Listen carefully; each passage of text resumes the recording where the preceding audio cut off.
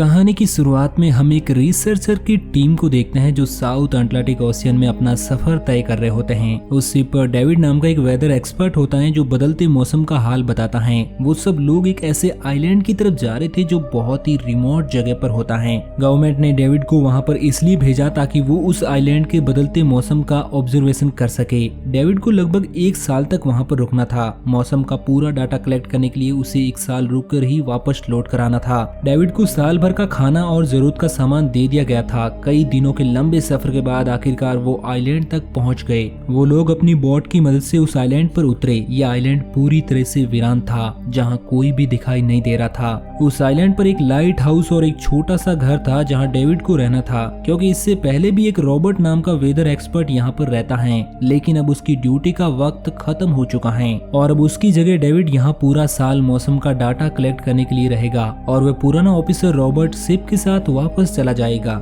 लेकिन जब पूरी टीम वहां पर पहुंचती है तो वो हैरान रह गए, क्योंकि वहां किसी रॉबर्ट का कोई नामो निशान नहीं था। कमरे के अंदर उसका सारा सामान अस्त व्यस्त पड़ा था।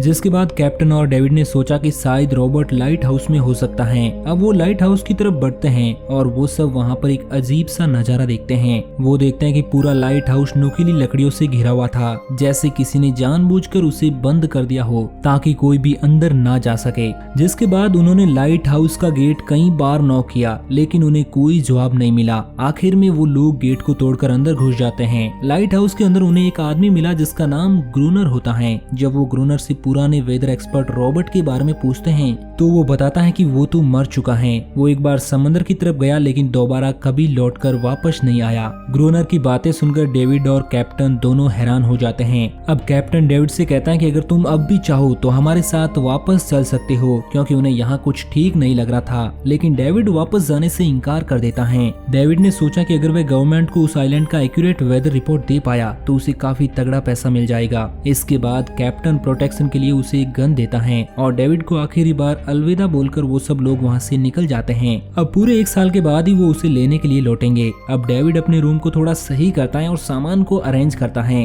रात में उसे एक डायरी मिली जो रॉबर्ट की थी। उस डायरी में आइलैंड के बारे में बहुत कुछ लिखा था। डायरी में आइलैंड पर रहने वाले एक मिस्टीरियस क्रिएचर के बारे में कुछ बातें लिखी गई थी, लेकिन सब कुछ क्लियर नहीं था। कुछ बातें अधूरी थी। डेविड डायरी को ध्यान से पढ़ता गया। उस डायरी में कुछ अजीब तरह के जानवरों के स्केच भी बने थे। डेविड को कुछ भी समझ नहीं आया कि आखिर रॉबर्ट ने ऐसी पिक्चर्स क्यों बनाई थी। शायद उसने अपने अकेलेपन को दूर करने के लिए ये सब फिक्शनल स्टोरी लिखी होंगी। उस डायरी में उसकी वाइफ की फोटो भी लगी थी। नेक्स्ट मॉर्निंग डेविड ने मौसम का डाटा कलेक्ट करना शुरू कर दिया, लेकिन समंदर के पास पहुंचते ही उसने देखा कि चट्टानों के बीच कुछ पत्थर अजीबो तरीके से रखे गए हैं और उनके बीच सेल्स रखे थे। डेविड ने सोचा कि शायद ये सब ग्रूनर ने किया होगा। अब काम के दौरान जब उसने दूरबीन से लाइट हाउस की तरफ देखा तो उसे ग्रूनर के साथ एक और इंसान भी दिखाई दिया, लेकिन पलक झपकते ही वो गायब हो गया। डेविड उसे दोबारा देखने की कोशिश करता है, लेकिन फिर उसे लगा कि ये उसका वहम था। रात को डेविड जब अपना काम कर रहा था तभी दरवाजे पर नॉक हुआ। उसे लगा कि शायद ये ग्रूनर है। डेविड ने उसका नाम पुकारा, मगर सामने से कोई जवाब नहीं मिला। वो लैंप लेकर जैसे ही दरवाजे की तरफ बढ़ा तो उसे कुछ अजीब सी आवाज आने लगी जो किसी इंसान की बिल्कुल नहीं थी। और फिर उसने देखा कि डोर के नीचे से किसी अजीबोगरीब जानवर का हाथ अंदर आने की कोशिश कर रहा है। वो इंसान का हाथ बिल्कुल भी नहीं था। ये देखकर डेविड पूरी तरह से डर गया। वो तुरंत बेसमेंट की तरफ भागा और वहाँ जाकर छिप गया। कुछ ही देर में वो मिस्टीरियस क्रिएचर घर के अंदर घुस चुका था और वह डेविड को ढूंढ रहा था, मगर डेविड बेसमेंट की एक छोटी सी दरार से उसे देख रहा था। डेविड की हलचल से क्रिएचर को उसके बारे में पता चल गया, जिसके बाद वो क्रिएचर डेविड को मारने के लिए उसे पकड़ने की कोशिश करने लगा। तो डेविड ने खुद को बचाने के लिए तुरंत चाकू उठाकर उसकी आंख में दे मारा, जिससे वो क्रिएचर चीख के भाग गया। अब डेविड के दिमाग में ये बात कंफर्म हो गई कि डायरी में जो सब कुछ लिखा था वो कोई कहानी नहीं बल्कि वो एक सच्चाई थी। अगली सुबह जब डेविड केबिन से बाहर गया तो उसने रेत पर बहुत ही अजीब से पैरों के निशान देखे। वो निशान सीधे समंदर की तरफ जाकर खत्म हो गए। अब डेविड को समझ आ गया कि क्यों ग्रूनर ने लाइट हाउस के चारों ओर नुकीली लकड़ियां लगाई हैं। अब डेविड सोचता है कि अगर मैं इस घर में रहूंगा तो तो वो क्रिएचर मुझे कभी भी मार सकते हैं। अब डर के मारे डेविड लाइट हाउस की तरफ दौड़ता है और ग्रोनर को चिल्लाते हुए कहता है कि दरवाजा खोलो, मुझे अंदर आना है। लेकिन ग्रोनर उसे अंदर नहीं आने देता और कहता है कि तुम्हें सिप के साथ वापस लौट जाना चाहिए था, तुमने बहुत बड़ी गलती कर दी। अब ग्रोनर उसके ऊपर पानी गिराकर उसे दूर जाने को कहता है, इसलिए डेविड वापस लौट जाता है और अब उसे खुद ही क्रिएचर से बचने के लिए कुछ करना होगा। अब उसने केबिन की हर एक विंडो को लकड़ी से ब्लॉक कर दिया और चारों तरफ नुकीली लकड़ियों से घेरा बनाया और गेट के बाहर पुराने कागज और किताबें रखकर उन पर तेल छिड़क दिया ताकि अगर वो क्रिएचर वापस आए तो उसे आग से डराकर भगाया जा सके। लेकिन अभी भी बहुत कुछ था जिसके बारे में डेविड को पता नहीं था। अब उसे घर के अंदर एक पुराना बॉक्स मिलता है जिसमें एक गन और बहुत सारी बुलेट्स थी। ये देखकर उसे जिंदा रहने की थोड़ी सी उम्मीद मिली। अब जैसे जैसे सूरज ढलता गया डेविड के दिल में डर भी बढ़ने लगा। कुछ ही देर में चारों तरफ रात का अंधेरा छा गया। डेविड गन हाथ में लिए काफी डरा हुआ घर के एक कोने में चुपचाप बैठा था। तभी एक अजीब आवाज आई और जब डेविड ने खिड़की से छुपकर समुद्र की तरफ देखा तो उसके होश ही उड़ गए। उसने देखा कि सिर्फ एक ही नहीं बल्कि बहुत सारे क्रिएचर उसकी ओर बढ़ रहे हैं। कुछ ही देर में वो सब इकट्ठा होकर केबिन का गेट तोड़ने की कोशिश करने लगे। डेविड ने तुरंत गोलियां चलानी शुरू की जिससे कुछ क्रिएचर मारे गए। डेविड को लगा कि गोले की आवाज सुनने के बाद वो डरकर भाग जाएंगे, लेकिन वो जानवर अपने साथियों को मरते हुए देखकर और भी ज्यादा भड़क गए। तभी डेविड गेट के बाहर रखी पुरानी किताबों में आग लगा देता है। आग से डरकर वो क्रिएचर वापस समंदर में लौट जाते हैं, लेकिन अब वो आग डेविड के केबिन में पहुंच चुकी थी और उसका केबिन आग की लपटों में जलने लगता है। डेविड किसी तरह से एक चादर में खुद को लपेटकर अपनी जान बचाता है और लाइट हाउस के पास एक बड़े पत्थर के पीछे छिप जाता है। क्रिएचर को शूट करते वक्त डेविड के हाथ में काफी गहरी चोट भी आ गई थी। अब अचानक तेज बारिश शुरू हो गई जिससे आग धीरे धीरे बुझने लगी, लेकिन तब तक उसका केबिन जल चुका था। अब डेविड को जिंदा रहने के लिए लाइट हाउस में जाने के अलावा कोई ऑप्शन नहीं दिखा। वो अपनी राइफल उठाता है और लाइट हाउस के पास के पत्थरों के बीच छिप जाता है। जब ग्रोनर पानी भरने के लिए लाइट हाउस से बाहर निकला तो डेविड उसका पीछा करता है, लेकिन तभी अचानक एक अजीब सा क्रिएचर जो ग्रोनर के पास ही था डेविड पर हमला कर देता है, लेकिन किसी तरह करके डेविड ने उसे काबू में कर लिया। असल में वो क्रिएचर ग्रोनर का गार्ड था। जब वह उसे शूट करने वाला था तो ग्रोनर ने तुरंत डेविड को रोका और कहा, रुक जाओ, ये मेरा पालतू है। डेविड ने गोली नहीं चलाई और मौके का फायदा उठाते हुए उसने ग्रोनर के साथ एक शर्त रख दी कि इसकी जान के बदले मुझे लाइट हाउस में शरण मिलेगी। ग्रोनर शर्त मान जाता है क्योंकि डेविड के पास ढेर सारा खाने पीने का सामान था। शाम होने से पहले दोनों बचा हुआ खाना लेकर लाइट हाउस लौट गए और वे दोनों आराम से सो गए। अगली सुबह वो क्रिएचर चुपचाप डेविड का हाथ चाट रहा था। जब डेविड नींद से जागा तो उसने देखा कि क्रिएचर के चाटने की वजह से उसका घाव पूरी तरह से ठीक हो चुका है। ये देखकर डेविड चौंक गया। अब वो ग्रोनर से इस क्रिएचर के बारे में और जानने की कोशिश करता है ताकि वो इसके बारे में पूरी दुनिया को बता पाए, क्योंकि ये सब किसी चमत्कार से कम नहीं था और डेविड अपनी रिसर्च से ये सब प्रूव करता है तो वो दोनों तो माला माल हो जाएंगे। लेकिन ग्रोनर को इस बात का लालच नहीं था। ये आइलैंड ही अब उसकी दुनिया थी, इसलिए वह उसे छोड़कर नहीं जाना चाहता था। अब डेविड उससे पूछता है कि ये अजीब सा क्रिएचर उसका पालतू कैसे बना, तो ग्रोनर ने बताया कि एक बार उसने उसकी जान बचाई थी। वो गलती से उसकी फिशिंग नेट में फंस गई थी, तब ये क्रिएचर बहुत छोटी थी और उस दिन के बाद से वो ग्रोनर के साथ ही रहने लगी। लेकिन ग्रोनर बहुत ही निर्दयी इंसान होता है और वो उस क्रिएचर के साथ बहुत बुरा बर्ताव करता था और हर दिन उसके साथ फिजिकल भी होता था। ग्रोनर बताता है कि एक बार इस क्रिएचर ने उस पर हमला भी किया था, जिसके बदले में उसने उसे इतनी कठोर सजा दी कि उस सजा के बाद वो क्रिएचर अपने आप को ग्रोनर की गुलाम समझने लगी और इसी वजह से वो सभी क्रिएचर हर रात समुद्र से बाहर आते हैं ताकि वो अपने साथी को वापस ले जा सके। लेकिन ग्रोनर ऐसा नहीं होने देता। ये सब जानकर डेविड समझ जाता है कि वो यहाँ गलत फंस गया, इसलिए अब यहाँ और नहीं रहना चाहता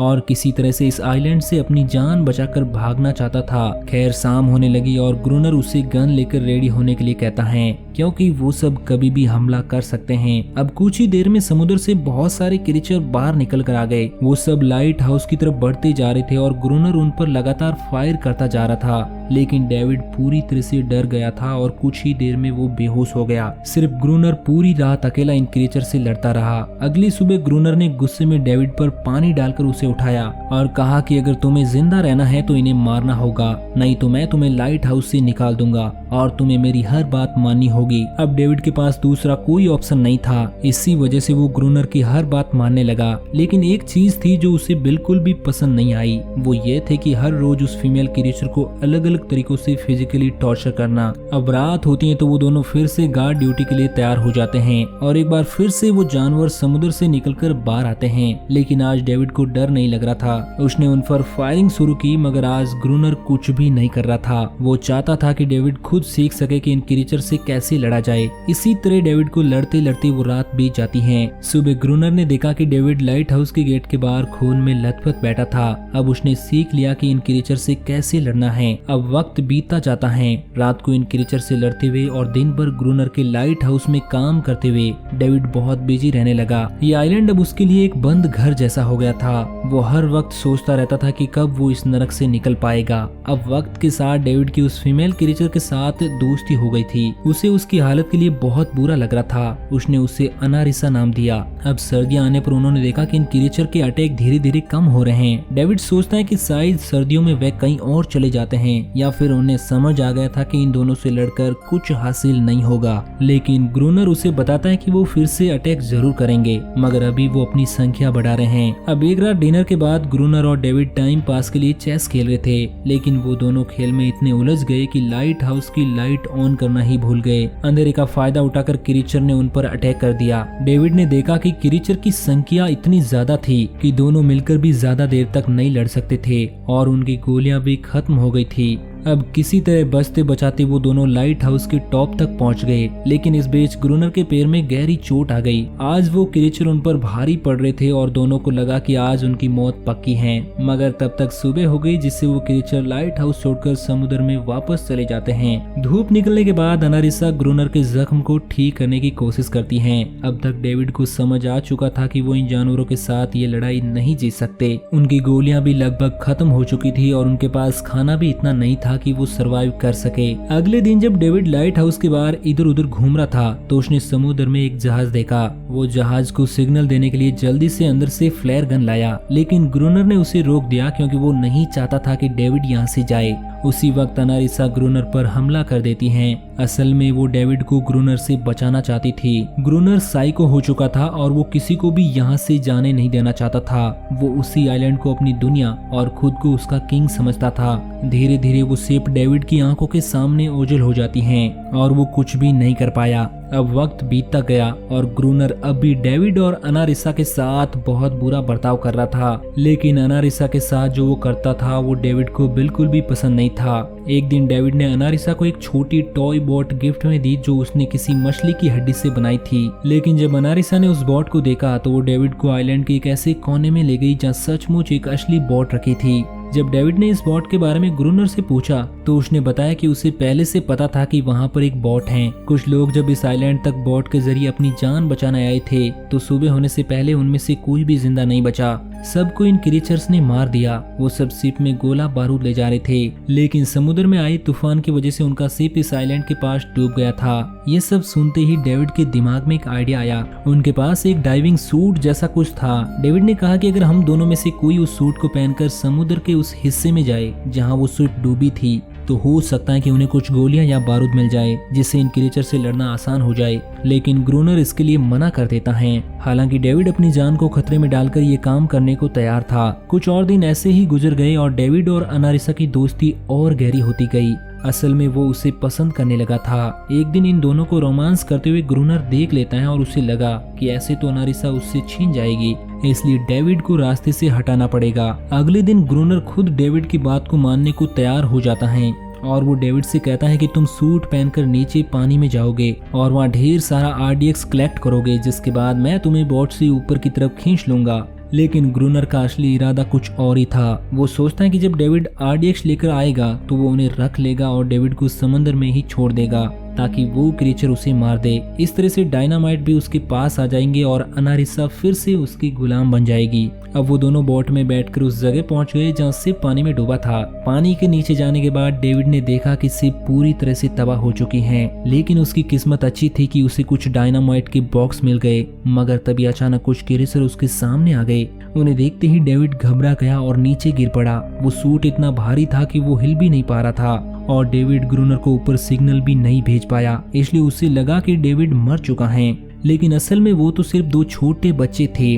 डेविड ने जैसे तैसे करके अपना डाइविंग सूट वहीं छोड़ दिया और ऊपर सतह तक खुद को पहुंचाया। उन्हें वहाँ कुछ पुराने बॉक्स मिले जिनमें डायनामाइट था, जिन्हें वो लाइट हाउस के चारों ओर बिछा देते हैं। अब कुछ महीने बीत गए और बर्फबारी का मौसम आया, जिससे एक बार फिर वो क्रीचर गायब हो गए। लेकिन एक दिन डेविड ने चालाकी से काम लेते हुए अनारिसा को लाइट हाउस के टॉप पर चीखने को कहा। अनारिसा की आवाज सुनते ही सभी क्रीचर गुस्से से भड़क उठे और जब वो देखते हैं कि लाइट हाउस का मेन गेट खुला है तो उन्हें लगा कि यह अच्छा मौका है अनारिसा को छुड़ाने का। लेकिन असल में यह उनके लिए एक ट्रैप था। कुछ ही देर में वो क्रीचर समंदर से बाहर निकलने लगे और वो सीधे मेन गेट की तरफ बढ़े और अंदर घुसते ही डेविड पर हमला कर दिया। डेविड भी हिम्मत से काम करता है और क्रीचर से जान छुड़ा लेता है। अब जैसे ही वे सभी क्रीचर लाइट हाउस के पास पहुंचते हैं तो ग्रूनर डायनामाइट का लीवर दबा देता है, मगर कोई ब्लास्ट नहीं होता। असल में डेविड ने उनका कनेक्शन खोल दिया था और ग्रूनर उसे दोबारा लगाना भूल गया था। अब डेविड तुरंत ऊपर भागता है और डायनामाइट का वायर जोड़ना शुरू करता है। तब तक वो क्रीचर लाइट हाउस पर चढ़ने की कोशिश कर रहे थे, जिन्हें सिर्फ अकेला ग्रूनर रोकता है। वायर जोड़ते ही डेविड पहला लेयर उड़ा देता है, जिससे कई क्रीचर ब्लास्ट में खत्म हो जाते हैं। लेकिन अभी भी काफी जानवर लाइट हाउस पर हमला करने के लिए तैयार होते हैं। इस वजह से ग्रूनर दूसरा लेयर भी ब्लास्ट कर देता है। उस जोरदार धमाके में वो दोनों भी बेहोश हो गए थे। अगली सुबह जब दोनों को होश आता है तो वो देखते हैं कि अनारिसा वहाँ पर नहीं थी। चारों तरफ मरे हुए क्रीचर पड़े थे। ग्रूनर उन सबको मारा था जो जख्मी हालत में जिंदा बचे थे। तभी डेविड की नजर उनमें से एक के गले में लटके एक नेकलेस पर पड़ी। उस क्रीचर को तड़पता हुआ देखकर डेविड को उस पर तरस आ जाता है और उसे अपनी गलती का एहसास हो जाता है कि जिन क्रीचर को वो अब तक खूंखार समझते आए थे वो भी इंसानों की तरह थे। हालांकि वो बोल नहीं सकते थे, लेकिन ग्रूनर के लिए ये सब बातें बिल्कुल बेकार थी। उस दिन के बाद उन क्रीचर ने कभी अटैक नहीं किया, लेकिन हर दिन समुद्र के किनारे से रोने की आवाजें आती थी। डेविड को अब तक नहीं पता था कि उन्होंने कितना बड़ा नुकसान कर दिया था, कितने बच्चों को अनाथ बना दिया था, वो भी सिर्फ एक गलत फहमी की वजह से। अगले दिन डेविड ने समंदर में उन क्रीचर के कुछ छोटे छोटे बच्चों को देखा। डेविड ने पत्थरों का एक गोल सर्किल बनाया और उसके बीच में वो छोटी टॉय बोट रख दी ताकि अनारिसा उसे देखकर वापस लौट आए। डेविड ने कई घंटे इंतजार किया, लेकिन अनारिसा कभी वापस नहीं आई। सुबह नींद से जागने के बाद डेविड ने देखा कि ग्रूनर सो रहा है। ग्रूनर के पास कुछ पुरानी चीजें रखी थी, जिनमें एक पुरानी तस्वीर भी थी। और जैसे ही डेविड ने उस तस्वीर को देखा तो वो हैरान रह गया। वो लड़की जिसका फोटो उसने पहले दिन पुराने ऑफिसर रॉबर्ट की डायरी में देखा था, वो कोई और नहीं बल्कि ग्रूनर की वाइफ थी और फोटो में वो उसके साथ खड़ा था। असल में 1 साल पहले आया रॉबर्ट मरा नहीं, बल्कि उसने अपनी पहचान बदल दी थी। यानी ग्रूनर ही वेदर ऑफिसर रॉबर्ट हैं। बस उसने अपना नाम बदल लिया था क्योंकि अब वो कभी इस आइलैंड को छोड़ना नहीं चाहता था। ये सब देखकर डेविड ने भी ये उम्मीद छोड़ दी कि वो कभी इस आइलैंड से वापस जा पाएगा। अगले दिन शाम को जब डेविड समुद्र के किनारे गया तो उसने देखा कि उस सर्कल में रखी छोटी बोट अब वहाँ पर नहीं थी, लेकिन उसी जगह पर उसने एक क्रीचर का छोटा सा बच्चा देखा जिसके हाथों में वो बोट थी। डेविड ने अपने हाथ में जलती हुई लकड़ी को उस सर्कल के बीच में फेंक दिया ताकि वो दिखा सके कि उसका इरादा लड़ने का नहीं है और उसे किसी को खतरा महसूस ना हो। वो उनके साथ दोस्ती करना चाहता था। कुछ ही देर बाद समुद्र की लहरों से अनारिसा निकलती है और उसके पीछे पूरा क्रीचर का ग्रुप भी समुद्र से बाहर आता है। लेकिन इस बार कोई भी डेविड पर अटैक नहीं करता क्योंकि वो भी अब शांति चाहते थे। उनका इरादा सिर्फ अपने बच्चों के लिए एक सुरक्षित जगह पाने का था। लेकिन तभी वहां ग्रूनर हाथ में बंदूक लिए पहुंच जाता है। ग्रूनर को लगता है कि अगर शांति हो गई तो वह खुद को किंग कैसे मानेगा। डेविड उसे समझाने की कोशिश करता है कि ये क्रीचर लड़ना नहीं चाहते, लेकिन ग्रूनर किसी की भी नहीं सुनता और वो अनारिसा से चिल्लाकर अंदर जाने के लिए कहता है। लेकिन ये पहली बार था कि अनारिसा ने उसकी बात नहीं मानी क्योंकि अब वो उसकी गुलाम नहीं थी। ये देखकर ग्रूनर खुद को अंदर से कमजोर महसूस करने लगता है। गुस्से में वो लाइट हाउस की तरफ चला जाता है। डेविड को लगा कि शायद ग्रूनर को अब समझ आ गया होगा कि हर एक जानवर आजादी चाहता है, कोई भी किसी का गुलाम बनकर नहीं जीना चाहता। लेकिन ग्रूनर के सर से बादशाहत का भूत कहाँ उतरने वाला था। जैसे ही वो लाइट हाउस पहुंचा उसने सिग्नल गन से एक फ्लेयर छोड़ी जो सीधा जाकर एक क्रीचर के बच्चे से टकरा गई। उस बच्चे की तुरंत मौत हो जाती है। इससे सभी क्रीचर डर के मारे भाग गए और अनारिसा ने भी डेविड से अपना भरोसा खो दिया था। अब गुस्से से पागल डेविड तुरंत लाइट हाउस की तरफ भागता है और उससे लड़ने लगता है। लेकिन ग्रूनर इतना पागल हो चुका था कि उसने डेविड को मारने का फैसला कर लिया। अब वो हाथ में लोहे की रोड लेकर जैसे ही डेविड पर वार करने वाला था, डेविड ने उसे उसके असली नाम से पुकारा और कहा कि रुक जाओ रॉबर्ट, तुम खूनी नहीं हो। ये सुनकर ग्रोनर एकदम से रुक गया। असल में रॉबर्ट ऐसा इंसान कभी था ही नहीं। इस आइलैंड पर आने के बाद अकेले रहने की वजह से उसकी मेंटल हेल्थ बिगड़ चुकी थी। अकेलापन, अपनी पत्नी की मौत और गहरा डिप्रेशन उसे एक साइको बना देता है, मगर वो एक अच्छा इंसान था। ग्रोनर को एहसास हुआ कि ये क्रिएचर कभी लड़ना नहीं चाहते थे, वे बस शांति चाहते थे।